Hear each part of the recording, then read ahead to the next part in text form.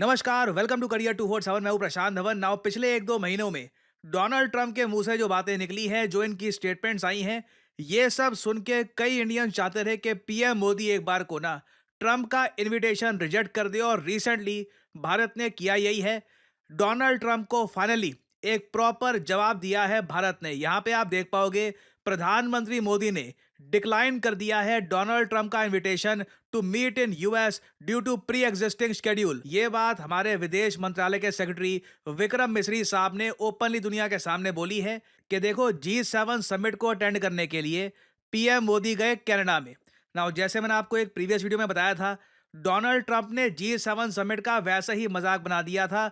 पहले तो Emmanuel Macron को टारगेट किया ओपनली, फिर उसके बाद जो होस्ट कंट्री है कनाडा, उनके लीडर्स के बारे में काफी खराब कमेंट्स करी, और फिर फाइनली ये बोल दिया कि मुझे काम है, ये मैं समिट जल्दी से निपटा कर यहां से जा रहा हूं। नाउ इस वजह से डोनाल्ड ट्रंप और पीएम मोदी की मीटिंग कनाडा में नहीं हो पाई।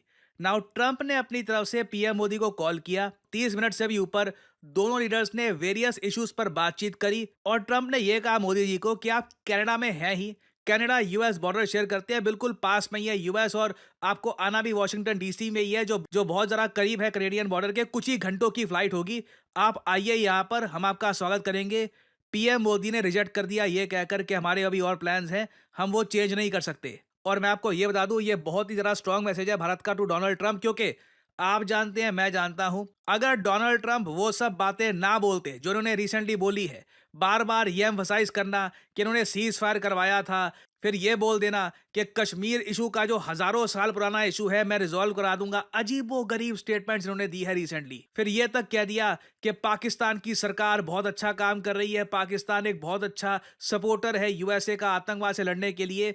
ये सारी बातें जो ट्रंप ने बोली है ना, मैं ये बता दूं, ट्रंप ने अपनी सारी गुडविल भारत में किल कर दिया। मैं सरप्राइज नहीं होऊंगा जब क्वाड समिट को अटेंड करने के लिए ट्रंप जब भारत में आएंगे, अगर आते हैं तो इनका कोई खास वेलकम भी ना किया जाए। और इस पर्टिकुलर केस में ना देखिए, मुझे ये बात अच्छी लगी है, कम्युनिकेशन बहुत बेटर है। नहीं तो यूजुअली ना हमारा स्टाइल क्या होता है इंडिया में, भारत सरकार का, कुछ मैसेज पहुंचाना है ना, कुछ पीआईबी की नोटिफिकेशन आ गई, कुछ बस 2-3 दिन बाद कुछ रिलीज कर दिया, जब तक न्यूज ठंडी पड़ चुकी थी। यहां पर हमारे फॉरेन सेक्रेटरी खुद ओपनली आकर समझाते हैं हुआ क्या है। 3-4 बातें इन्होंने यहां पर बहुत बड़ी बोली है। ट्रंप पहले ही G7 समिट छोड़ के चले गए थे। G7 में भी आपको याद होगा ट्रंप ने यह तक कह दिया था कि चाइना को मेंबर बना दो G7 का, G8 G9 बना दो। तो खैर ये सब बातें करके ट्रंप चले गए।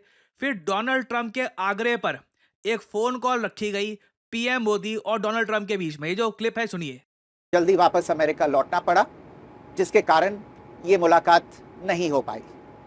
इसके बाद राष्ट्रपति ट्रंप के आग्रह पर आज दोनों लीडर्स की फोन पर बात हुई। बातचीत लगभग 35 मिनट चली। ना इसके बाद देखिए यहाँ पर मिस्री साहब ये भी बताएंगे ट्रंप का एक बड़ा झूठ। मतलब अब देखो, कोई खुल के तो बोलेगा नहीं कि ट्रंप झूठ बोल रहे थे, मगर ये लाइन सुनना, इन्होंने साफ साफ यहाँ पे बताया है कि जब पहलगाम अटैक हुआ उसके बाद डोनाल्ड ट्रंप और पीएम मोदी की बात हुई थी। ऑपरेशन सिंदूर के दौरान कोई बात नहीं हुई। अब सीधा पहलगाम अटैक के बाद से लेकर अब पहलगाम जो ये फोन आतंकी कॉल हुई हमले के है, बाद इस सब के बीच में राष्ट्रपति डोनाल्ड ट्रंप और ट्रंप ने पीएम मोदी के बीच फोन में पर कोई बात नहीं हुई। प्रधानमंत्री मोदी को शोक संवेदना प्रकट की थी और आतंक के खिलाफ समर्थन व्यक्त किया था। उसके बाद दोनों लीडर्स की ये पहली बातचीत थी। इसलिए प्रधानमंत्री मोदी ने राष्ट्रपति ट्रंप से ऑपरेशन सिंदूर के बारे में विस्तार से बात की। ये बहुत बड़ी डिटेल है। इससे ट्रंप का जो झूठ है ये लिटरली एक्सपोज हो जाता है कि कुछ ऑपरेशन सिंदूर के दौरान कुछ ट्रंप की कोई बात नहीं हुई पीएम मोदी से। हाँ, जेडी वैंस का फोन कॉल आया था इंडिया को, वो अलग है। प्रधानमंत्री मोदी ने राष्ट्रपति ट्रंप को स्पष्ट रूप से कहा कि 22 अप्रैल के बाद भारत ने आतंकवाद के खिलाफ कार्रवाई करने का अपना दृढ़ संकल्प पूरी दुनिया को बता दिया था। प्रधानमंत्री मोदी ने कहा कि 6-7 मई की रात को भारत ने पाकिस्तान और पाकिस्तान ऑक्यूपाइड कश्मीर में सिर्फ आतंकी ठिकानों को ही निशाना बनाया था। भारत के एक्शन बहुत ही मेजर्ड, प्रिसाइज और नॉन एस्केलेटरी थे। साथ ही भारत ने यह भी स्पष्ट कर दिया था कि पाकिस्तान की गोली का जवाब भारत गोले से देगा। 9 मई की रात को उपराष्ट्रपति वैंस ने प्रधानमंत्री मोदी को फोन किया था। उपराष्ट्रपति वैंस ने कहा था कि पाकिस्तान भारत पर बड़ा हमला कर सकता है। प्रधानमंत्री मोदी ने उन्हें साफ शब्दों में बताया था कि यदि ऐसा होता है तो भारत पाकिस्तान को उससे भी बड़ा जवाब देगा।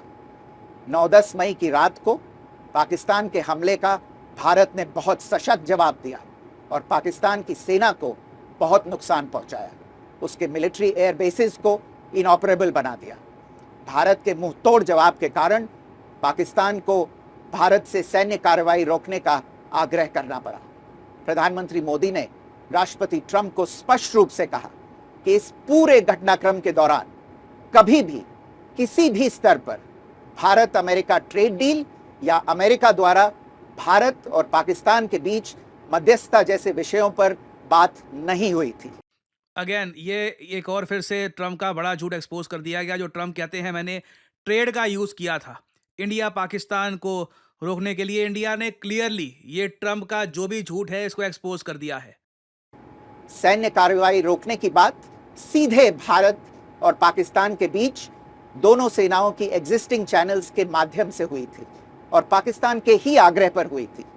प्रधानमंत्री मोदी ने जोर देकर कहा कि भारत ने न तो कभी मध्यस्थता स्वीकार की थी, न करता है और न ही कभी करेगा।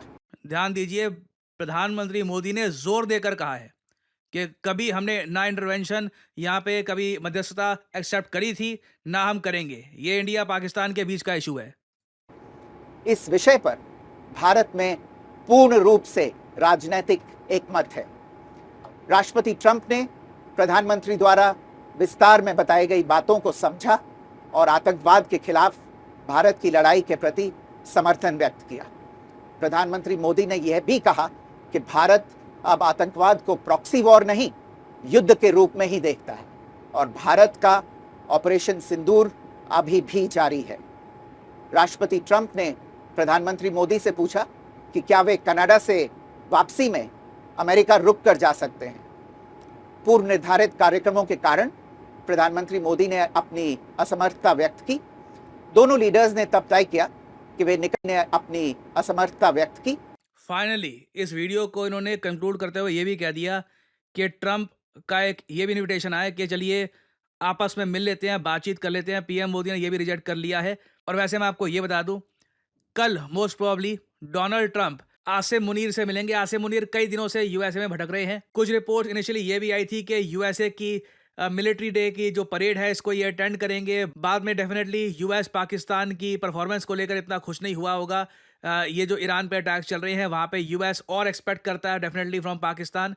तो इसलिए आसिम मुनीर का जो इन्विटेशन है लास्ट मोमेंट पर ये रिजेक्ट हो गया। बट फिर भी आसिम मुनीर को खाना खाने को मिलेगा डोनाल्ड ट्रंप के साथ। और जैसे आप लोग देख चुके हैं, ट्रंप और ट्रंप के जो करीबी लोग हैं जो ये स्टेटमेंट्स दे रहे हैं कि पाकिस्तान की लीडरशिप बहुत अच्छी है और पाकिस्तान में बहुत भरोसा है, उसके बाद आसिम मुनीर को लंच पे बुलाना। इंडिया जो लगातार ये बोलता आया है कि पाकिस्तान आतंकवाद का केंद्र है, इसको यूएसए ने बिल्कुल ही तोड़ मरोड़ के सारी बात को ये बोल दिया कि पाकिस्तान तो बहुत बड़ा सपोर्ट है अगेंस्ट आतंकवाद। और अब आसिम मुनीर को ये लंच के लिए होस्ट कर रहे हैं। ये क्लियरली दिखाता है डोनाल्ड ट्रंप की जो फॉरेन पॉलिसी है, इसमें इन्होंने डिसाइड कर लिया है कि अभी के लिए ये काफी प्रो पाकिस्तान अप्रोच रखेंगे। एटलीस्ट आई थिंक जब तक ईरान में इजराइल और यूएस जो भी करना चाहते हैं, जब तक ये कंप्लीट होता नहीं है, उसके बाद कोई मैं सरप्राइज नहीं होऊंगा। सडनली पाकिस्तान इन लोगों के लिए वापस एक अनइम्पॉर्टेंट कंट्री बन जाएगा। बट इंडिया ने यहाँ पर बहुत ही सही रिप्लाई दिया डोनाल्ड ट्रंप को। और अब कहीं ना कहीं ट्रंप से यूएस के फॉरेन पॉलिसी एडवाइजर्स, अमेरिका में ही कई जो इनके फॉरेन पॉलिसी एक्सपर्ट्स है, पूछेंगे कि आपने भारत के साथ रिलेशंस को डैमेज तो नहीं कर दिया है।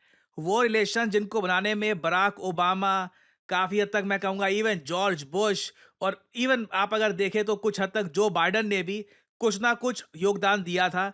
क्या उस रिलेशन को आप बुरी तरीके से डैमेज करके आ गए हैं इस लेवल तक कि अब उनके प्राइम मिनिस्टर कुछ घंटे के लिए भी यूएस आना नहीं चाहते। और एक इंटरेस्टिंग दृश्य मैं आपको ये भी दिखाना चाहता हूँ। पीएम मोदी जब G7 समिट के दौरान इमैनुअल मैक्रों से मिले, तब इन्होंने मजाक में कहा कि आजकल मैं देख रहा हूँ आप तो ट्विटर पे भी लड़ाइयाँ कर रहे हो। मैंने एक प्रीवियस वीडियो में आपको बताया था कि किस तरीके से ट्रंप ने इमैनुअल मैक्रों को कहा कि ये अटेंशन के भूखे हैं। उसके रिस्पॉन्स में इमैनुअल मैक्रों ने भी ट्रंप को जवाब दिया। G7 की एक बहुत ही अगली पिक्चर सामने आई, जहां पर यूएस के प्रेसिडेंट और फ्रांस के प्रेसिडेंट एक दूसरे को ओपनली सोशल मीडिया पर टारगेट कर रहे हैं। और पीएम मोदी ने भी हल्का सा यहाँ पे मजाक में ये बात हाईलाइट करी। और फनी बात देखिए, इमैनुअल मैक्रों ने जब G7 समिट की हाईलाइट की वीडियो खुद पोस्ट करी अपने ट्विटर अकाउंट पर, तो उसमें पीएम मोदी की जो क्लिप है ये भी ऐड करी, यहाँ पे आप देख पाओगे। Nowadays, you are fighting on Twitter. You are fighting on Twitter. तो पीएम मोदी भी समझते हैं कि डोनाल्ड ट्रंप आज के समय क्या स्टेटस लेकर घूम रहे हैं। हर कोई वर्ल्ड लीडर उनको जवाब दे रहा है और यूएस का स्टैचर काफी हद तक कम कर रहे हैं कॉन्स्टेंटली। और आई डोंट नो ऑनेस्टली, देखिए बताया क्या है, डोनाल्ड ट्रंप का कैंपेन कितना अलग था, कितनी अलग बातें वो कर रहे थे, पता नहीं इनको क्या हो गया है। ऑलमोस्ट पूरी दुनिया के साथ ही यूएस के रिलेशंस खराब कर दिए हैं। इलॉन मस्क को टारगेट करना स्टार्ट कर दिया था रिसेंटली, फिर दोनों अभी कुछ समय के लिए लग रहा है कि अपनी दोस्ती वापस कंटिन्यू कर रहे हैं, और वो भी पता नहीं कब तक कंटिन्यू होगी। बहुत ही ज्यादा वॉलेटाइल स्वभाव है ट्रंप का, और मुझे लग रहा है कि जिस तरीके से ये फेवर ले रहे हैं पाकिस्तान के ये क्रिप्टो कंपनीज में, ट्रंप लंबा फंसेंगे। पैसे के लालच में इतना अमीर आदमी, इतना बिलियनर आदमी, इतने बड़े मतलब पोजीशन पर पहुंचने के बाद भी ना, मेन इनका कंसर्न यही है, मेरी कंपनीज कैसे ग्रो करेगी, कैसा पैसा आएगा वगैरह। And it is quite sad honestly. Now यहाँ पे मैं आप लोगों से पूछना चाहूंगा, क्या आप मानते हैं कि क्या पीएम मोदी ने डोनाल्ड ट्रंप का इनवाइट रिजेक्ट करके ठीक किया या नहीं? लिखिएगा कमेंट सेक्शन में। अगेन आपके थॉट प्रोसेस हो सकते हैं, आप यहाँ पे मान सकते हो कि नहीं, शायद पीएम मोदी को जाना चाहिए था वहां पर, आपका रीजन हो सकता है वहां पे कुछ भी। बट मैं यहाँ पे जानना चाहूंगा what the majority of you people think, since लाखों लोग देखेंगे ये वीडियो, मोस्ट प्रॉब्ली 10 लाख के आसपास लोग देखते हैं वीडियो। सो मैं जानना चाहूंगा यहाँ पर कि आप सबका क्या ओपिनियन है। शेयर करिएगा अपने थॉट्स कमेंट सेक्शन में।